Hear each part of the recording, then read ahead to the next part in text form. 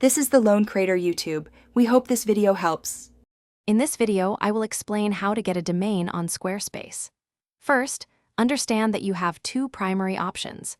Either register a brand new domain directly through Squarespace or connect an existing domain you've purchased elsewhere. Choosing Squarespace for your domain registration often simplifies the setup process significantly. Plus, many annual website plans include one free custom domain for the first year, which is a fantastic value to kickstart your online presence.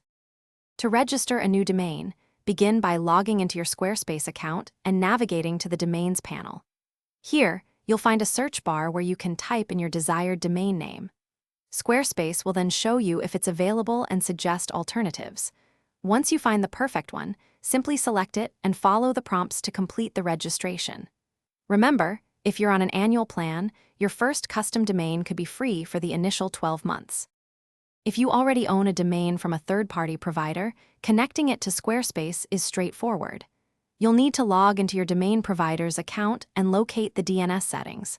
There, you will update specific records, typically CNAME and a records, to point towards your Squarespace site. Squarespace provides clear, step-by-step instructions for popular registrars. Be patient, as it can take up to 72 hours for these changes to fully update across the internet. Once your domain is set up, managing it is simple within Squarespace. You can easily access your domain settings to enable auto-renewal, ensuring your website remains continuously online without interruption.